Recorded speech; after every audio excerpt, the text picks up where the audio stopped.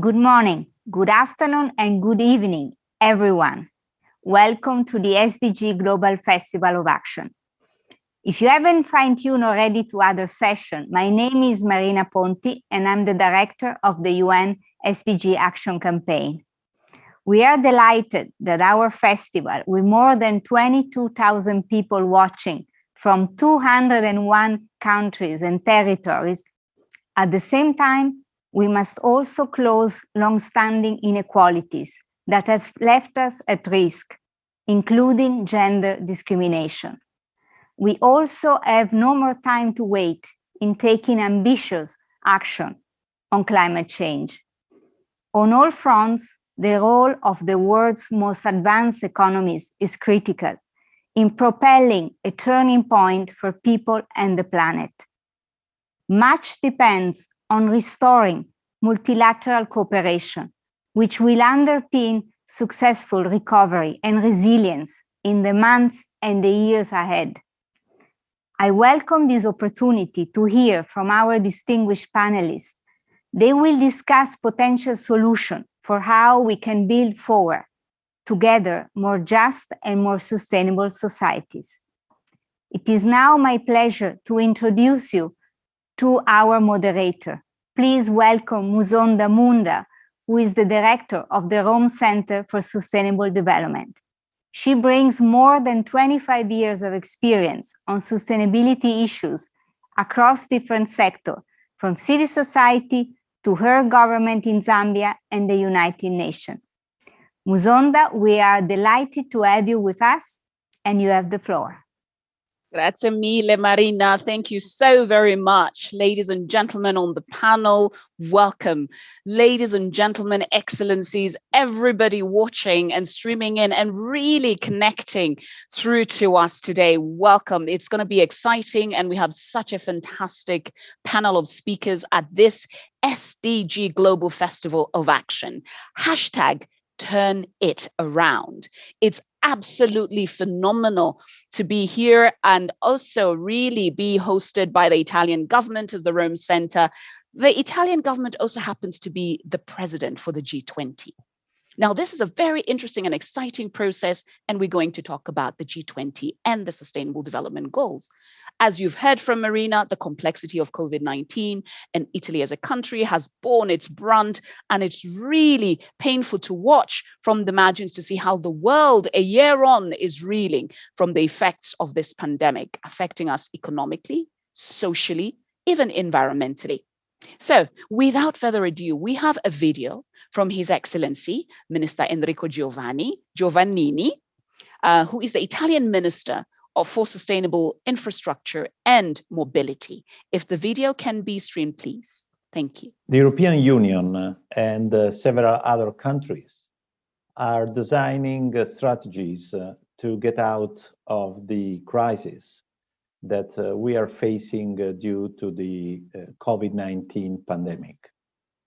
It's not easy because the uncertainties about the medical situation are still very high, notwithstanding that the European Union and Italy in particular is planning its pathway towards recovery and resilience, according to the wording chosen by the European Union in this great, large, I would say, historical plan for recovery of our economies and our society. I took the role of Minister of Infrastructures and Transports just 1 month ago. And one of the very first things that I decided to do was to change the name of the ministry from Ministry for Infrastructures and Transport to Ministry for Sustainable Infrastructures and Mobility. Was not just a nominal change, was a clear way to flag that we need to change quite radically the way in which we design infrastructures, the way in which we manage mobility systems, everything in light of sustainability. Sustainability, which is not only environmental sustainability, but also economic sustainability, social sustainability. And of course, innovation, including digital innovation, is key to make this change. Italy will get from the Next Generation EU initiative around 200 billion euros.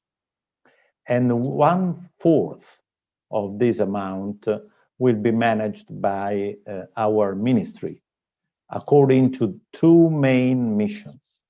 The first, the environmental and ecological transition, and the second one is sustainable mobility.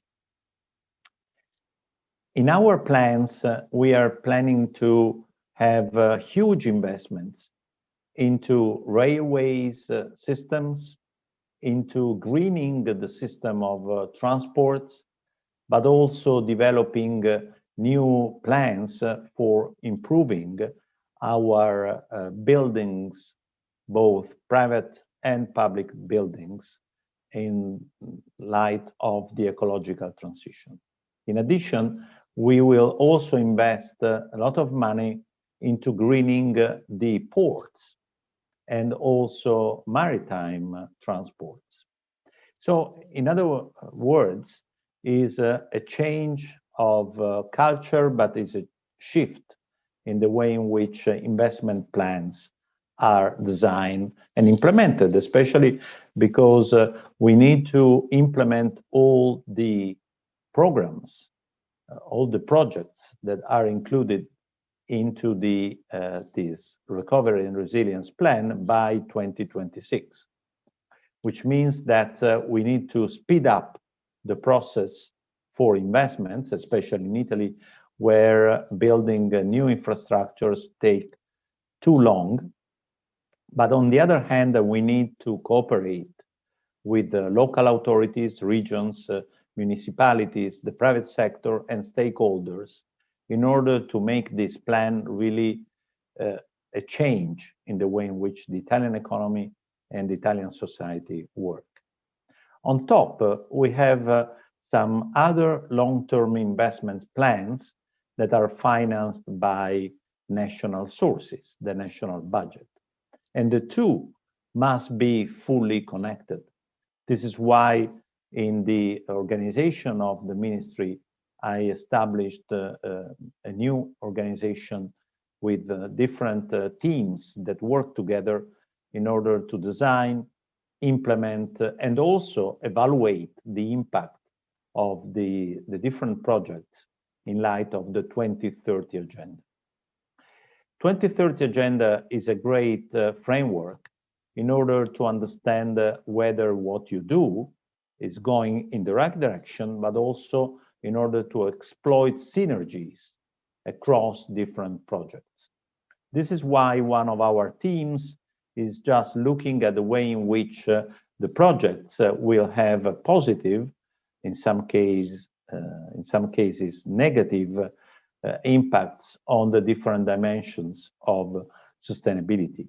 And we will look also at this impact evaluation using econometric models, economic models, in order to evaluate trade-offs and synergies. So it's a new way of approaching. And I brought this new approach into a ministry that lost over the last two decades its capacity of planning in terms of medium long-term priorities and implement these actions very quickly. The good news is that the entire government, led by Mario Draghi, is adopting this approach to sustainability. And in fact, the change of the Ministry for Environment into Ministry for Ecological Transition, absorbing also the competencies of another ministry in charge of energy policies, is another signal of the fact that most of the recovery and resilience plan will be spent by these two ministries coherently and looking at sustainability as the main driver. So in conclusion, the way ahead is still very complex, of course, but the pathway is very well defined in terms of 2030 agenda and in terms of sustainability from all dimensions according to the agenda. The European Union, on the other hand, has a special responsibility vis-à-vis other parts of the world, and this is where events like this one, led by the UN SDG action campaign, are so important in order to share the best practices, but also mobilize companies, people, societies, governments to speed up the process of implementation of the 2030 agenda, notwithstanding the crisis that we are facing now. Thank you very much. There we have it, a really inspiring speech from Minister Giovannini, really looking at the three pillars, the three Ps: people, planet, and prosperity. So without further ado, we're now going to have our live interventions, and we have a good panel of speakers. And we're going to start with Gemma Arpia, who is the working group coordinator for the SDG 17 on SDG 17 and works for the Italian Alliance Action for Sustainable Development. Over to you, Gemma. Thanks, Chair, and good day.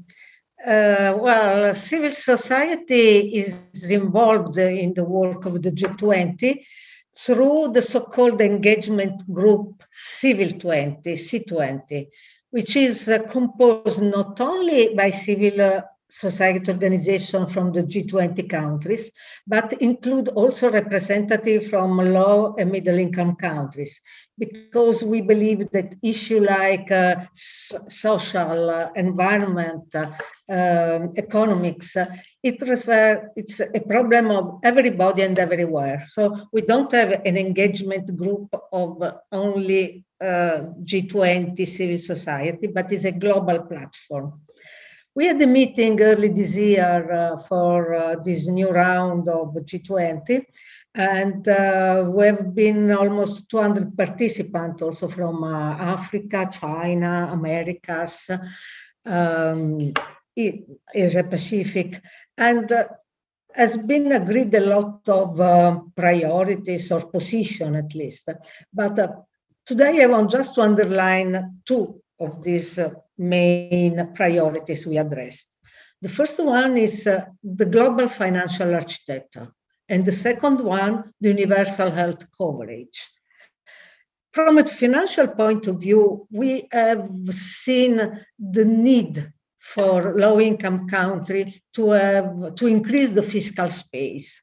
The fiscal space is the capacity of a state for spending to protect people, to relaunch the economy, to implement the agenda. So the need to enlarge this fiscal space is jeopardized by the debt burden. There has been a debt service suspension last year in the G20, which has been prolonged till the end of this year, but is just not enough. It was a little help. Today, we need to work out a mechanism convening also the private creditor, because most of the credit are held by private and multilateral creditors.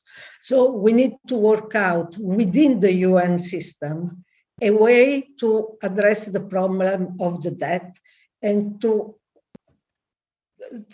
also arrive to the idea of debt cancellation, not only debt replanning or debt conversion. There are low-income countries who cannot afford to make the debt conversion. We just need debt cancellation, but it should be made. The G20 can be championed idea, but the decision should be made within the UN system.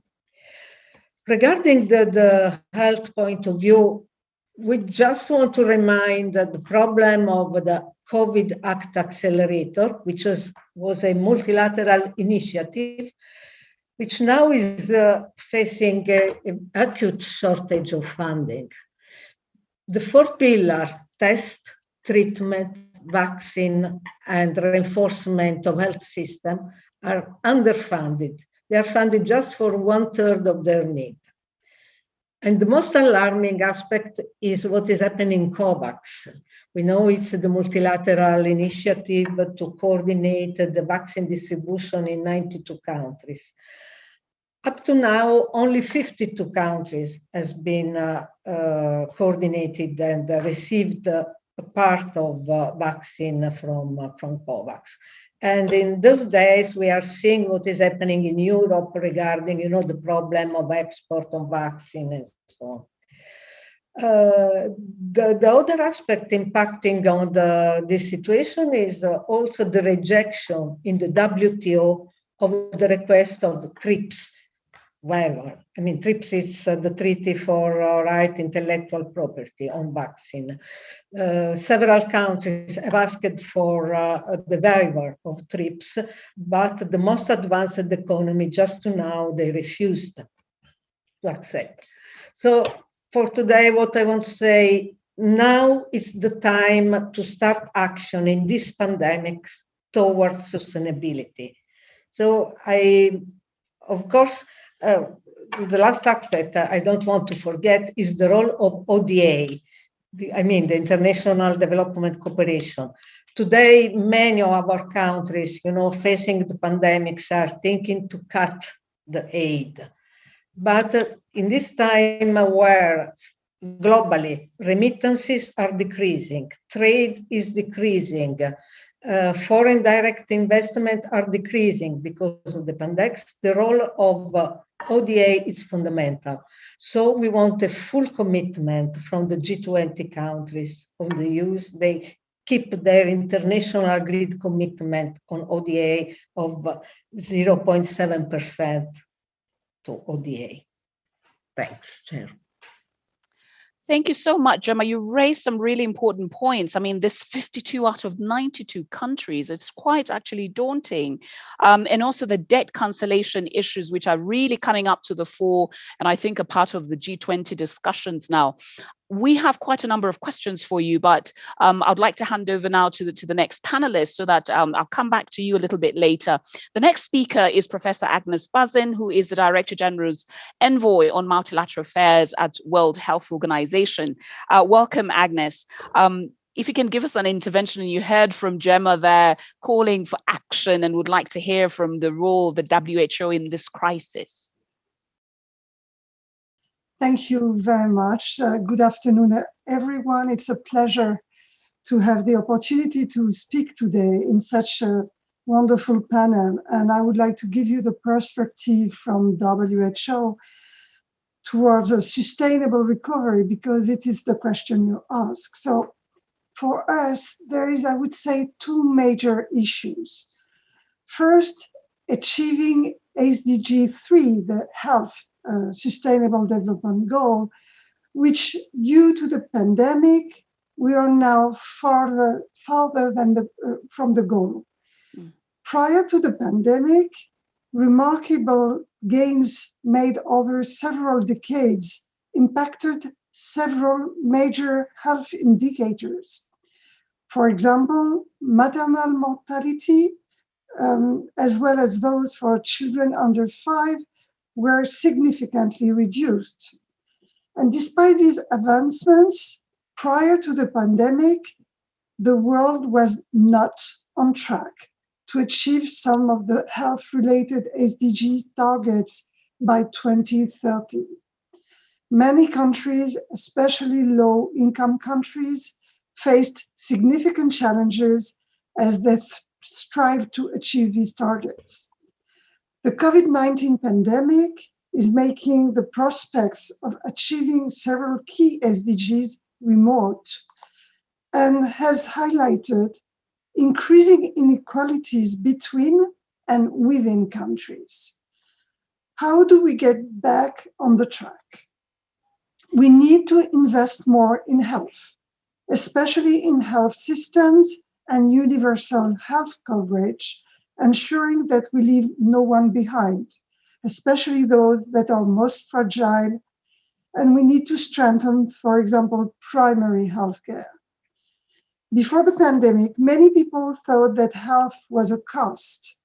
Now it is clear health is not a cost, it is an investment. The second issue is that this pandemic has shown us the importance of health and how it is linked to various other sectors, such as economy, society, environment. The COVID-19 pandemic is a stark reminder of the close links between the health of humans, animals, and the planet we share. Over the last several centuries, human development, urbanization, immigration, large-scale agriculture, and livestock practices, combined with biodiversity loss and climate change, have impacted how we live. Humans, animals, and microbes share the same ecosystem, and more than 70% of emerging diseases discovered in recent years are linked to animal-to-human transmission. Today, we must rethink our approach to addressing these issues. Changes in the ecosystem that affect human health, like environment degradation, climate change, agricultural practices, should be addressed through comprehensive policies and enforcement. Major health challenges, including antimicrobial resistance, food safety, and pandemic preparedness, cannot be effectively addressed by one sector or one nation alone.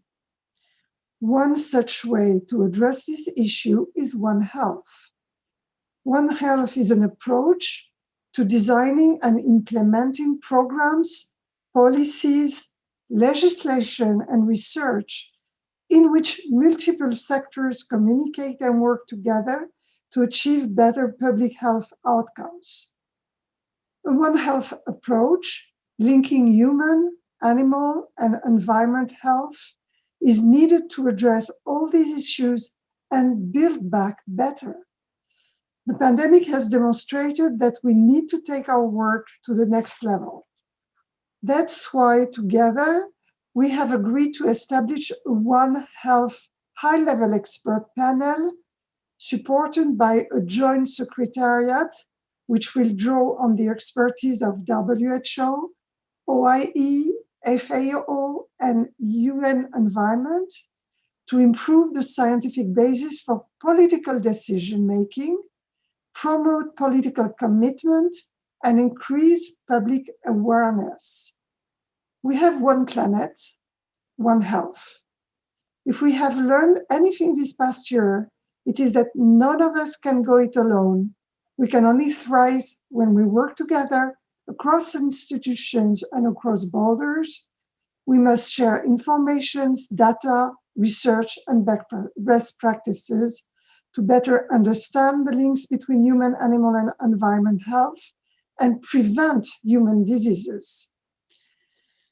We live in an ever-changing world. This will not be the least outbreak of a zoonotic disease, but with stronger policy, a stronger approach, and stronger partnerships, we can prevent, prepare, and mitigate the impact of future outbreaks of zoonotic disease and make our world healthier, safer, fairer, and more sustainable for everyone. Thank you. Thank you very much, Agnes. Health is not a cost, but an investment. I wonder, just a quick question to you, do you think governments are listening that health sectors need to be invested in better? I think it hasn't been so true. I mean, I think now that there is a political commitment to understand that health will never be any more a cost. Indeed, it's a wake-up call. Great to hear about the One Health high-level plan that you have with all the different organizations. Collaboration, collaboration, collaboration.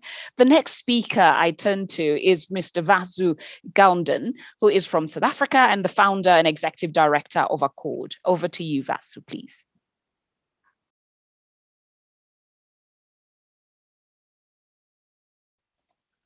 Do we have Vasu?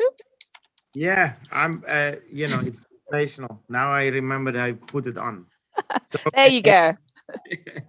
Musanda, let me thank Marina Ponti and the Italian government and ASviS. So always a pleasure, Marina, to be part of the SDG Action Festival. Musanda, let me start where Agnes left off. And Agnes, I think, the evidence on zoonotic diseases and was there, for many, many years. And I see, Gail, you're shaking your head. I know this was a big debate in the US because US government had all of the intelligence and information also, but many other governments had the same thing.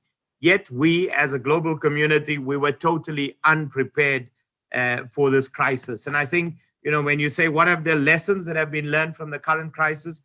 That's the biggest lesson, that actually we did not prepare in advance. And in the field that I work in, conflict management, we call it early warning, and early warning has to go with early action. There was no early action. So I think there's a big lesson for the entire world. However, despite all of that, I think the great thing is that we adapted very, very fast as a global community in dealing with the crisis.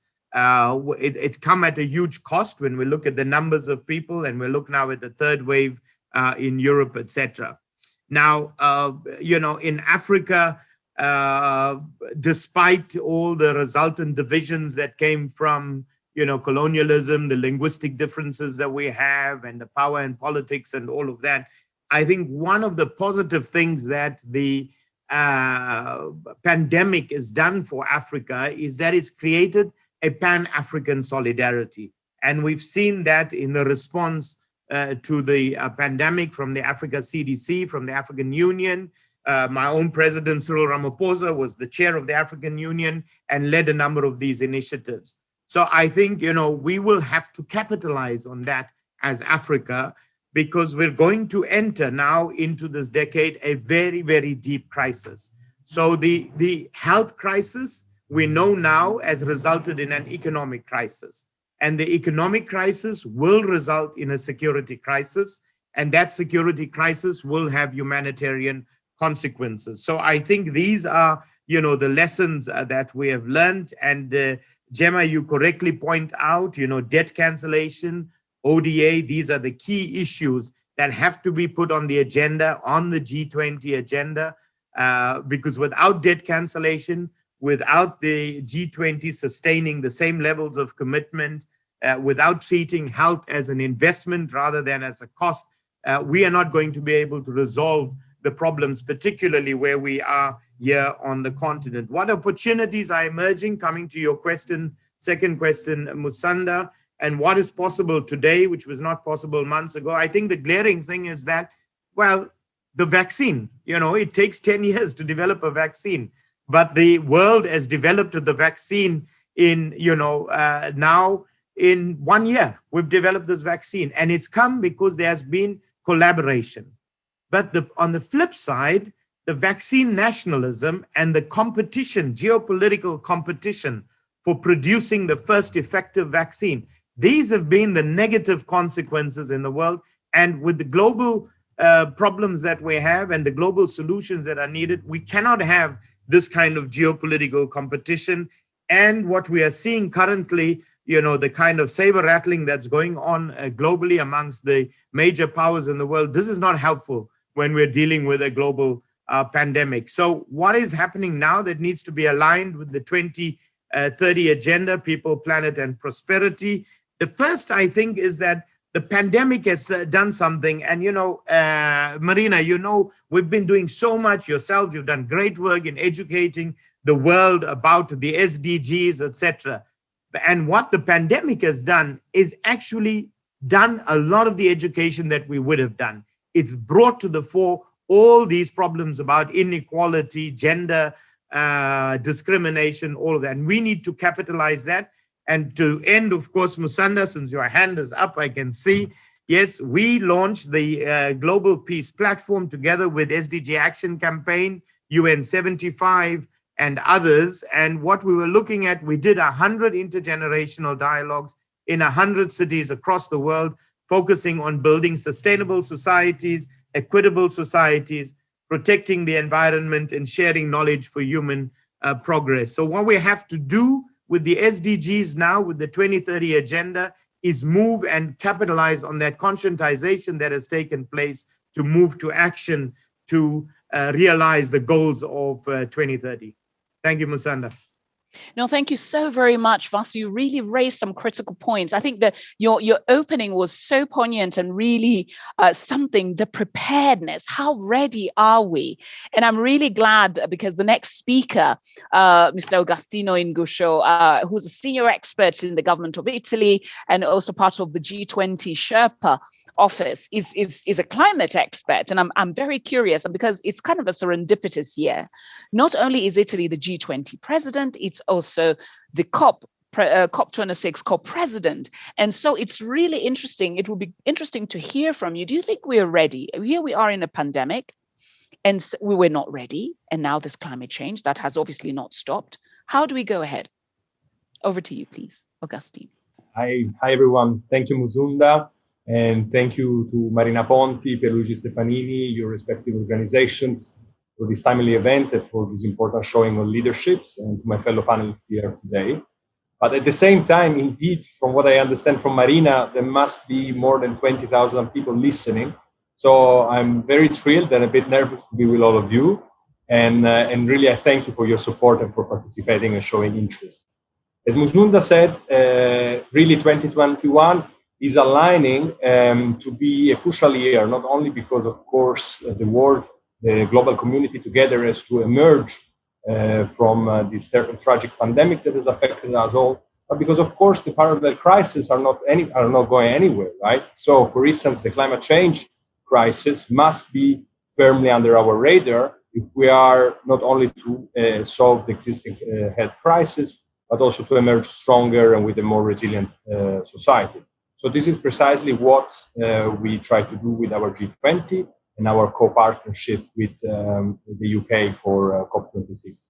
So we heard from many of the panelists today that really cooperation and collaborations are the only way to face the challenges that we're facing collectively. So as Vasu said so well, of course, vaccines are one example of that, but naturally climate change also comes to the mind as one of such issues where global collaboration is necessary.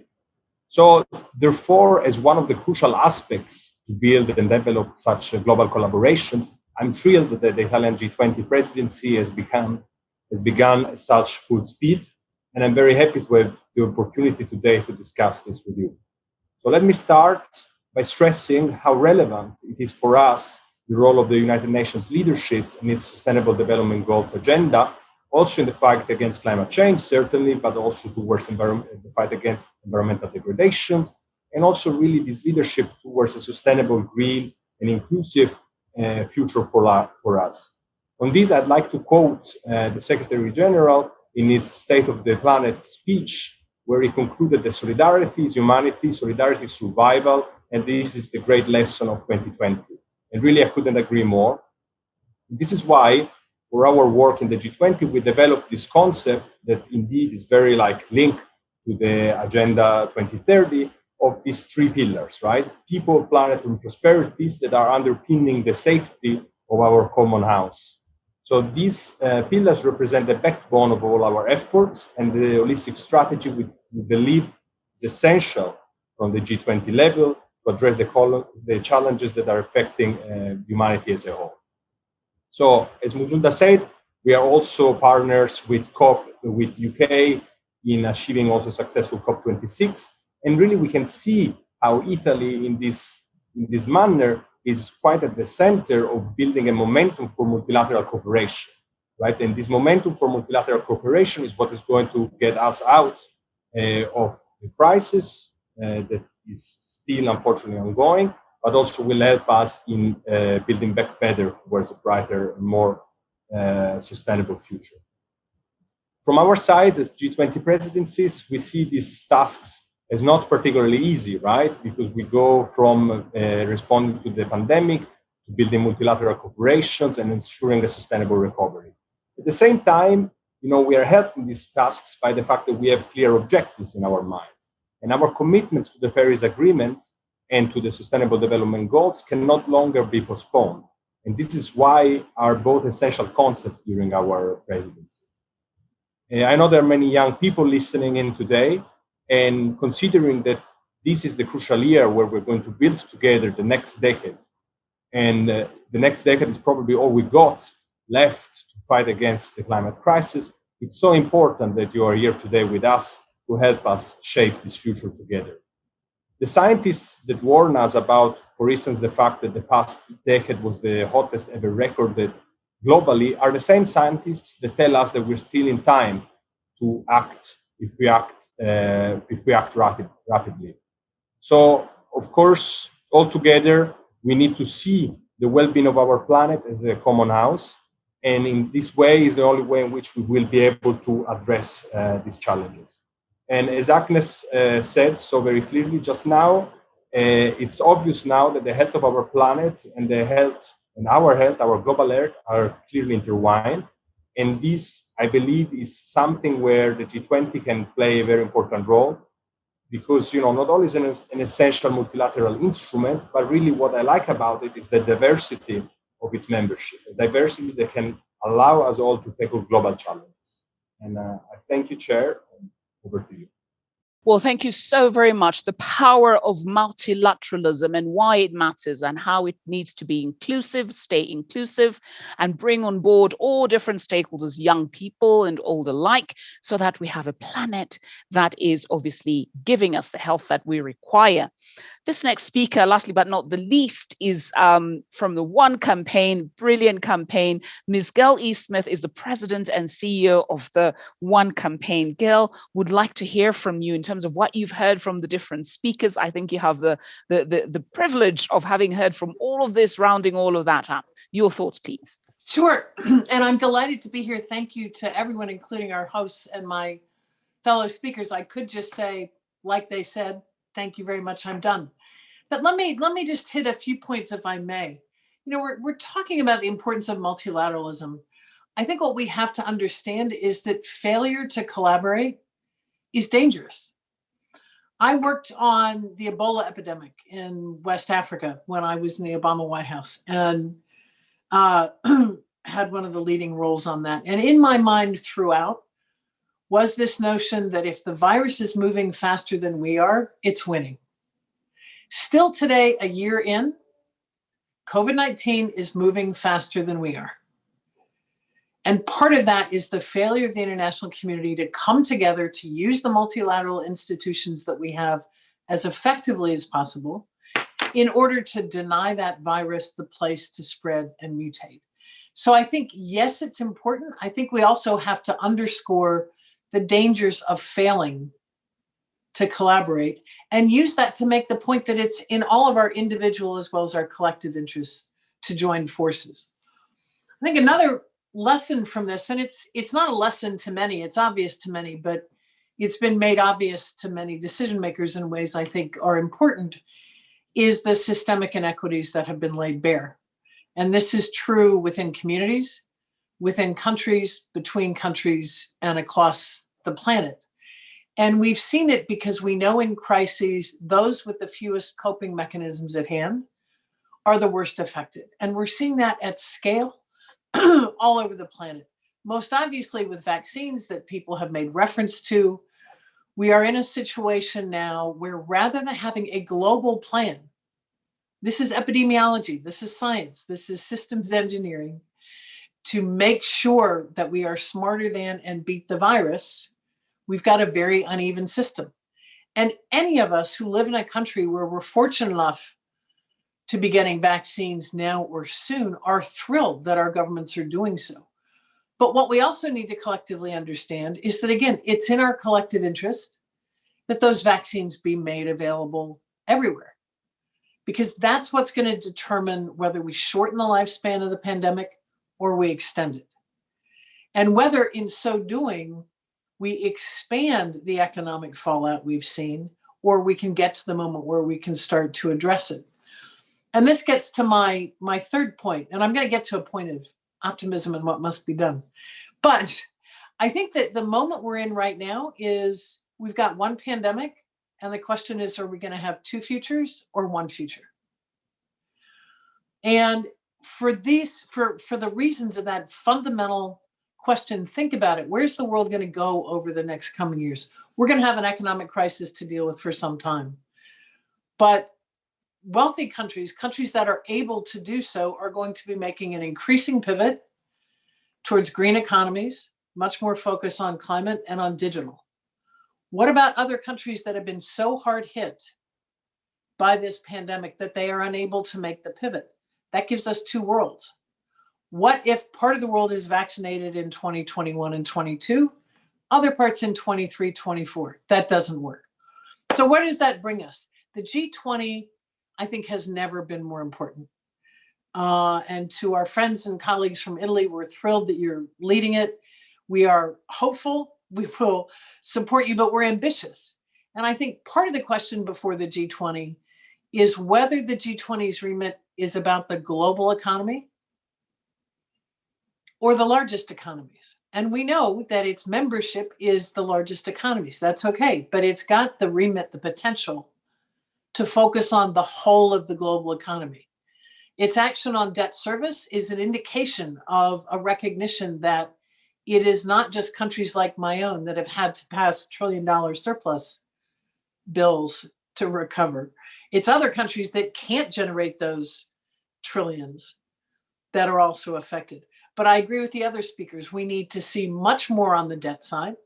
We've got good movement in what appears to be agreement on special drawing rights from the IMF. That has to happen quickly.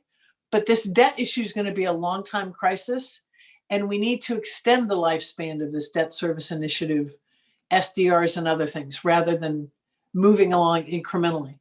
But I think the G20 is critically important at this time, particularly at a time when multilateralism has not been at its most thriving. This is a forum that can really drive home the political importance, but the tangible impacts for real people. If countries cooperate, we are all safer, have a greater chance of opportunity, and are more secure. And let me bring it back to the SDGs. On the one hand, we've seen the first increase in extreme poverty that we've seen in 25 years. There's some real setbacks, HIV/AIDS across the board. On the other hand, what better moment to be making the point about the need to ensure that we do not have such a huge number of people or countries that are so vulnerable to threats like this, which we will see more of, and to underscore the universality of the SDGs. Because even the wealthiest countries have seen huge economic impacts, huge impacts in their health sectors. So there's a moment there. Where I will close is just to go back to something that was said in the introduction. We're in a period where people have lost faith in government, and I understand that. I do not think that governments, individually, some have done very well. Collectively, I think governments could have done a lot better job during the last year to organize themselves and really fight this virus. But even where you may not have faith in a government, you may think a government's incompetent, governments actually pay attention when people have strong views and they start to be aired. So one of the things that we have learned, I'm fortunate to run an organization, we don't ask our supporters for money, we ask for their voice. We all need to use our voices, make the criticisms where they're due, but also put out the proposals and recommendations for where we need to get, because it actually matters. I've been on the exercising my voice activist side, but I've also been on the government side more than a few times, and it works. So where I'd like to end is I just hope everybody listening and participating, even if you're losing a bit of faith in governments, understand even the worst government starts to pay attention when they think they may be losing the populace. So let me end there, and thanks. Well, thank you so very much, Gail. This really brings me straight to the Q&A, and it's been absolutely wonderful listening in to everyone. And I have a question for you in particular. Where do you see, you talked about your activism and how you were present both in government and also outside of it. how do you see the role of young people, particularly how they sort of, drive the agenda or Agenda 2030 and the complexity of it and policy? But also, if you can give us an example, perhaps from one of the campaigns that you've been involved in or advocacy processes. Sure. I think the role is absolutely central because it's our younger members of our communities that are thinking the furthest out. So if you want the far-reaching, the big ideas, the bold ideas that if you're older, you might say, oh, I don't know, on things like climate or what the world should look like in the future, it's from young voices that we're going to get that inspiration and aspiration. Number two, young people are going to vote for a long time. And let's be very practical. Politicians tend to recognize that. I think the third thing is that I think youth activists are playing a much greater role than ever before in shaping the environment and shaping debates because of the mastery of social media, other techniques of engaging, mobilizing, and organizing. I'll give you a quick example. We do this all over the world, but in the United States, where we have activists across the countries, we do everywhere. We bring them together once a year. We had over 200 of them recently from every state and union, different constituencies, different political parties, because that's really, really important to what we do. And they did a training and in a day or two did over 200 meetings with our Congress at a time when our Congress was considering this big American Rescue Plan, which had in it $11.5 billion for the US international response to the pandemic. It makes a huge difference. I have watched senators who are less impressed by a celebrity than they are with 3 25-year-olds from their district. And I've seen it in the US, I've seen it in Europe, I've seen it in Africa. It's that informed, ambitious, determined, I'm a citizen, you need to listen to me, that walks into the room and makes the case that makes a difference. And even better if he or she on the way out, if we get what we want, says thank you. That's fantastic. They're going to be the voters for a long time. That is such a great point. Yeah. Augustino, I want to come to you as part of the G20. How do we, just listening into what Gail has said, how do we make this process inclusive and where do you how can we make sure that young people and also the leaders involved in the G20 are making this inclusive and also as part of this recovery and as we look towards a better world? Thank you, Muzunda. Thank you, Gail. Just very quickly adding on what Gael just said, indeed, this need to involve the youth at the center of our ambitions for the future is also the reason why we are particularly proud as Italy and as co-host of COP26 to host the Youth for Climate events that will build towards the Glasgow meeting. So this is very important. No, our efforts in terms of building inclusivity and involving the youth in the G20 approach at the moment is mostly related to the fact that we have these engagement groups that have been mentioned before as well, like Civil 20. So there is one specific Youth 20 where I encourage everyone to get involved. So they are open the call for volunteering, and essentially the Youth 20 will have a parallel stream, essentially, where they will work together with working groups in the official, so to speak, G20 track. For instance, we're working together on some of the policy outcomes expected for the environmental working group. So this is one example where youth are involved firsthand. And in general, of course, in terms of recovery, as Minister Giovannini said at the beginning, right? So our whole European and Italian approach to the recovery is very much along these two streams of ecological and digital transitions, but really the name of the plan is called Next Generation EU for a reason, right? So essentially here the question is, how do we ensure that there is not a lost generation caused by the pandemic? And beyond this, of course, we are also painfully aware of the differences in capacities around the world in re-emerging from this crisis. So our main trust in that sense is essentially to create a playing field for the green transition that then doesn't create a green divide, right? So where the affordability of technologies, for instance, is a key aspect of our work in the climate sustainability working group. energy access and energy security with a focus on Africa is a key aspect of our energy transition working group.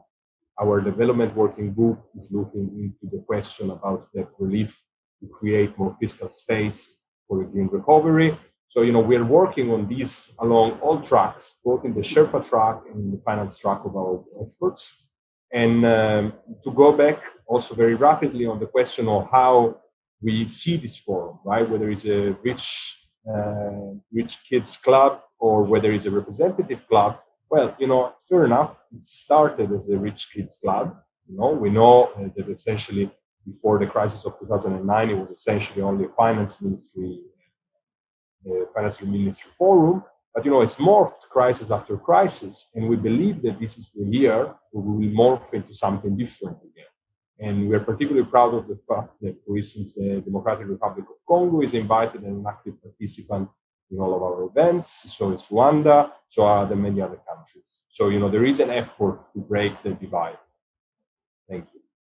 Thank you so very much. An inclusive process towards our recovery. Vasco, I want to come to you. Africa really, how are the world leaders listening and incorporating African voices in this global response of this pandemic, in your mind? Thanks, Musenda. Well, if they are listening, we need a patent waiver, and we need it now. I'm here in South Africa. I've just gone to South Sudan and Sudan. I didn't have the vaccine because we had a variant, and the AstraZeneca vaccine that we had, 1.5 million of them, couldn't work. We had to give them to the African Union. We're now at the back of the queue, and we are getting them in drips and drabs. And an app that came out yesterday globally shows that at the current rate, it will take us 40 years to vaccinate 75% of our people. So this is unacceptable in a world where there is all solutions to the vaccines. We have the facilities in South Africa. We have a company in South Africa that's already producing the vaccines, but we cannot get those vaccines. They're producing them. It's Aspen Pharmaceuticals, and they have to go outside of South Africa simply because of the patents. So if you ask me, if the G20 is listening, and if governments are listening, we need a patent waiver, and we need it yesterday. Thank you for your intervention, patent waiver. There you have it. Agnes, I come to you, WHO. The leaders have been really looking and discussing very concretely. And how do we get youth voices, especially when you spoke about health systems and how to implement some of the proposals on the table? How do you include, for instance, youth voices within the One Health agenda? I would like to say 3 points. The first one is that we all have an important role to play to protect ourselves, our communities, those who need our support, and to build back better. First point. Second point, more than half of the world population is under 30 years old. How can we build back better without the young people?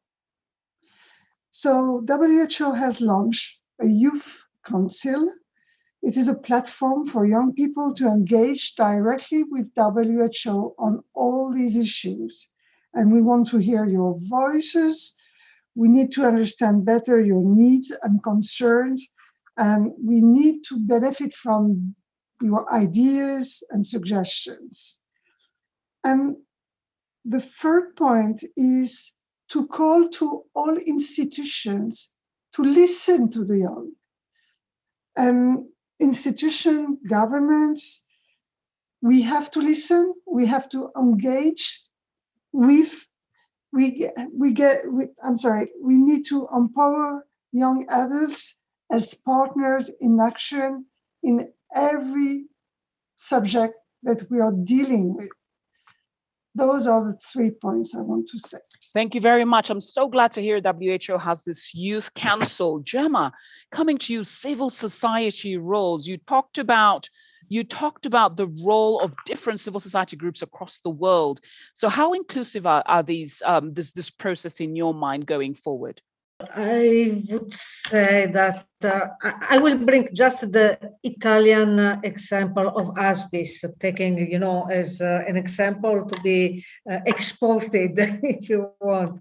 I mean, in ASviS, which is an alliance of almost 300 members, members came from a very, very different background. We have social partners like the business part, the trade unions, the third sector representative.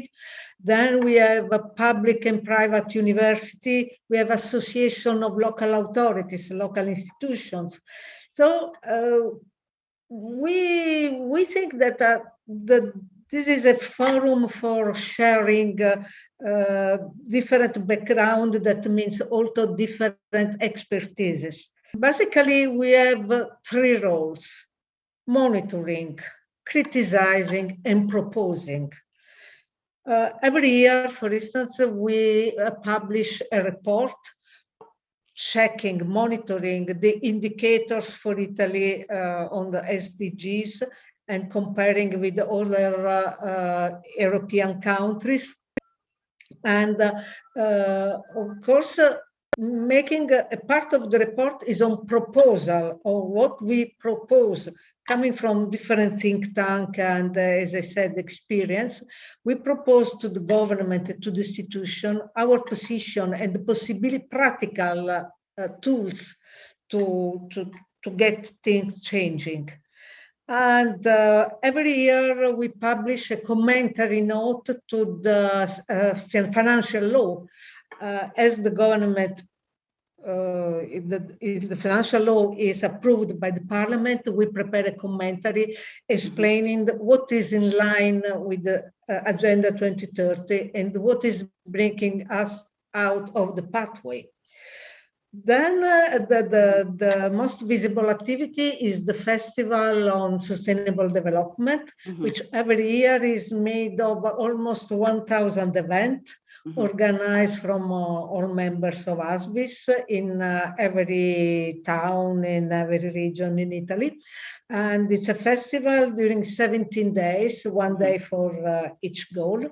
And it gives us a lot of visibility toward the institution, but also the possibility to reach out to, local organization, community organization in the different region. So it's an enrichment also for us to organize, just, to get input and to enlarge our constituency.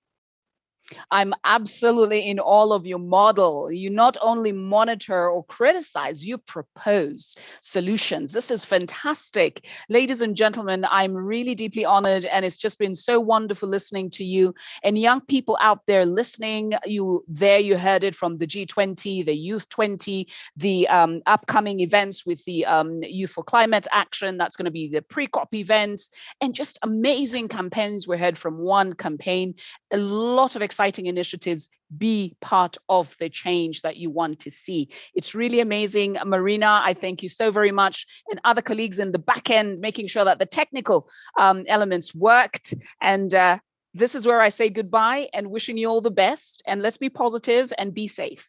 Thank you very much.